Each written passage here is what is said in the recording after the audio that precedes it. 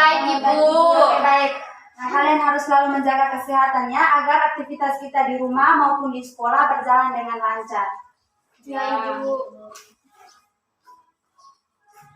Baik, sebelum memulai pembelajaran kita pagi ini, Ibu minta salah satu di antara kalian memimpin kita dalam doa. Silakan. Mari kita berdoa. Dalam nama Bapa dan Putra dan Roh Kudus. Amin.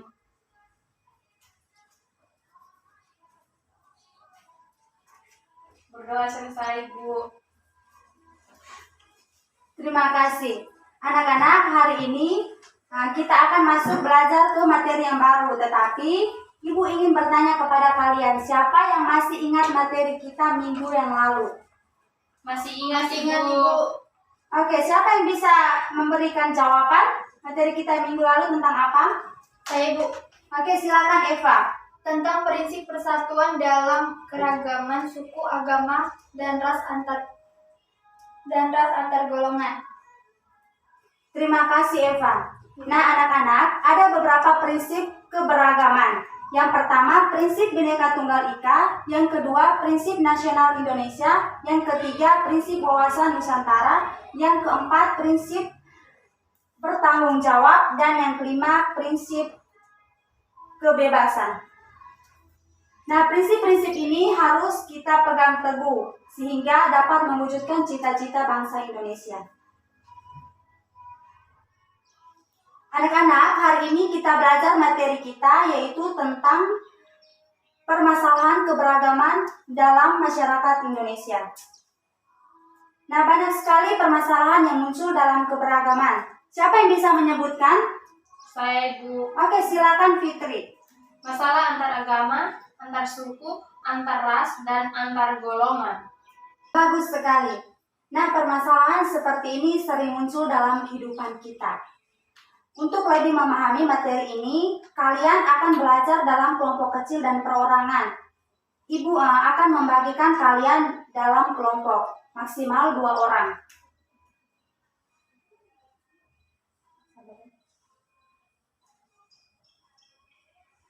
Kalian belajar materi dan cari tahu dari berbagai sumber belajar dan mengerjakan tugas yang Ibu berikan.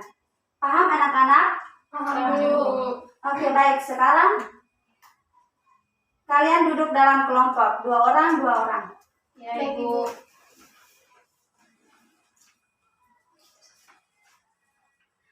Nah, nanti Ibu akan memberikan kalian soal dan waktu kerja selama 5 menit. Baik Ibu. Baik, Ibu akan bagikan kalian lembaran dan silakan kalian menulis soal.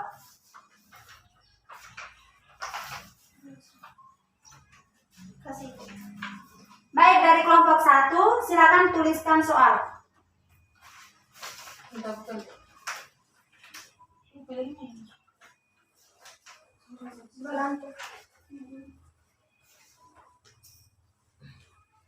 Nah, kalian amati keberagaman yang terdapat di lingkungan sekitar kalian, seperti lingkungan sekolah atau lingkungan masyarakat.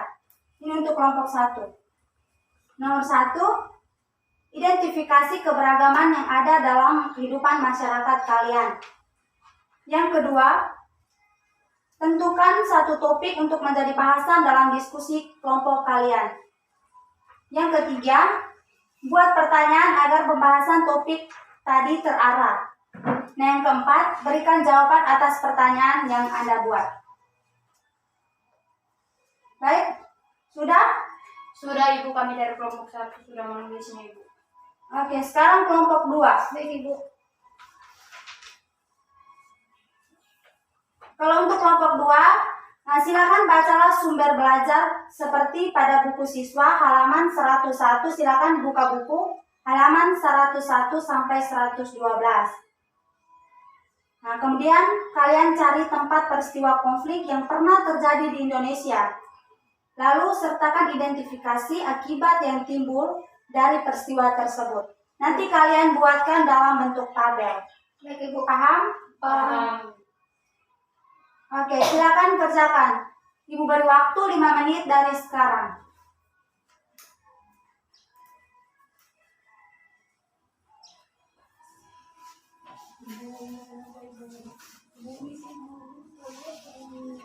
ya.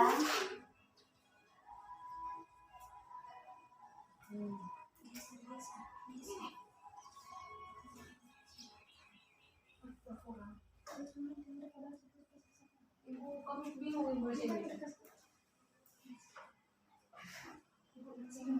Ibu sampai. Anak-anak harap diam ya. Ya Ibu.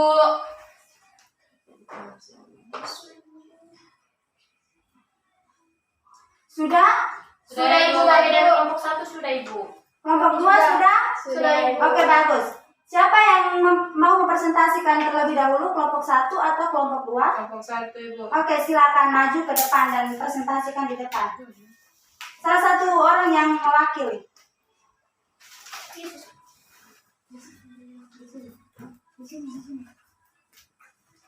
Baik, terima kasih. Kami dari kelompok 1 akan mempresentasikan diskusi kami. Jadi, untuk pertanyaan pertama, identifikasi keberagaman yang ada dalam kehidupan masyarakat. Masyarakat itu yaitu jawabannya keragaman agama, suku, ras, antar golongan.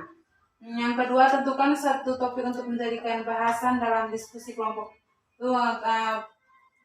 Topik yang kami bahas itu topik-topik yang kami bahas itu masalah keragaman agama.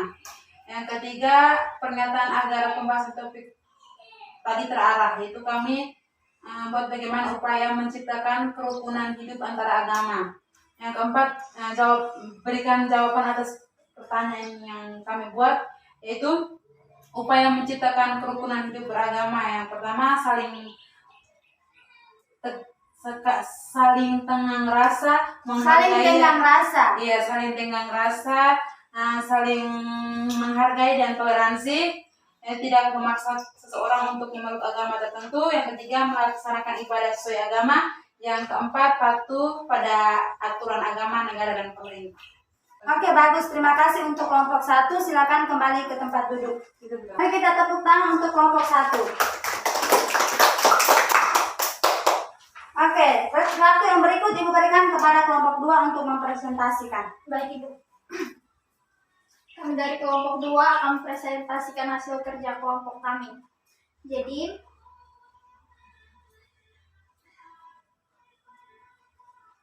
di sini kami akan menuliskan tentang peristiwa konflik dan akibat yang ditimbulkan. Yang pertama, peristiwa konflik Kosa. Akibat yang ditimbulkan ada 3, yaitu yang pertama, jatuh kewibawaan pemerintah di mata masyarakat. Yang kedua, runtuhnya nilai kebersamaan, kerukunan, dan kesatuan. Dan yang ketiga, terhentinya roda perekonomian.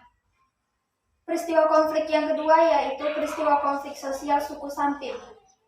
Akibat yang ditimbulkan ada 3, yaitu banyak korban jiwa. Yang kedua, aktivitas sekolah dihentikan beberapa waktu. Dan yang ketiga, aktivitas ekonomi rakyat macet. Peristiwa konflik yang ketiga ada peristiwa konflik sosial Aceh. Akibat yang ditimbulkan adalah jumlah pengemis di Aceh mencapai 465 orang. Yang kedua, para petani tidak bisa turun ke sawah. Sekian presentasi dari kelompok kami. Oke, bagus. Terima kasih. Silakan kembali ke tempat duduk. Terima kasih, Bu. Oke, mari kita tepuk tangan untuk Eva dan Ramli.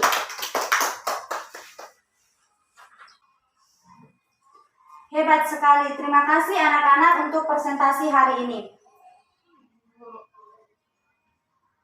Bagus sekali anak-anak. Kita begitu semangat dalam pembelajaran ini. Pembelajaran kelompok kecil mempunyai manfaat seperti membuat kita aktif, kreatif, menyenangkan, dan percaya diri. Nah anak-anak, banyak permasalahan yang menimbulkan konflik yang muncul dalam keberagaman Indonesia. Seperti kalian sudah menjawab, permasalahan antar suku, antar agama, antar ras, dan antar golongan. Nah, selain bersifat sara, konflik juga disebabkan oleh sikap sombong, perundungan, menganggap diri lebih hebat, dan lain sebagainya. Nah, konflik bisa terjadi di rumah, di sekolah, di masyarakat, negara, bahkan di dunia. Konflik membawa dampak yang tidak baik seperti terjadi korban jiwa, harta benda, roda perekonomian rakyat macet, pengangguran, hubungan antar kita tidak harmonis. dan lain sebagainya yang masih banyak. Nah, untuk itu kita sebagai makhluk sosial harus menghindari hal-hal yang menimbulkan konflik agar kita bisa hidup aman, rukun, damai, dan tidak pecah belah. Nah, sampai di sini sudah paham anak-anak? Sudah, Ibu. Bagus. Ada yang ingin bertanya untuk materi kita hari ini? Tidak Tidak ada, Ibu. Oke, kalau begitu, terima kasih atas semangat dan kerja sama yang baik dalam pembelajaran kelompok kecil sehingga berjalan dengan lancar. Nah, agar lebih memahami materi ini, Ibu juga memberikan tugas perorangan atau individu kepada kalian. Nanti kalian kerjakan di rumah, setelah itu minggu depan kalian kumpulkan. Nanti tugasnya Ibu akan share ke ketua, lalu ketua akan membagikan kepada kalian. Baik, Bu. Ya, Ibu. Ibu juga berharap kita tetap semangat dalam belajar kelompok kecil dan perorangan. Nah, baik, sampai di sini pertemuan kita hari ini. Sampai jumpa minggu depan. Selamat siang. Selamat siang.